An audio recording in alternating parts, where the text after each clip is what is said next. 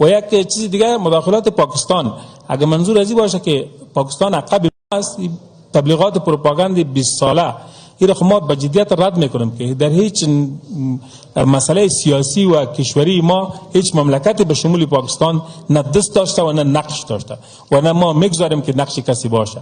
امارات اسلامی افغانستان به خاطر استقلالیت خود، به خاطر حریت و آزادی خود با تمام دنیا جنگید، تقریبا 48 کشور را نپذیرفت. چطور ممکن است که یک کشور پاکستان را من حیث بادار خود بپذیره؟ این چیزی است که ما امتحان دادیم در عرصه. اقدامات ما از روز اول تا به امروز به خاطر اسلام بوده و به خاطر کشور بوده.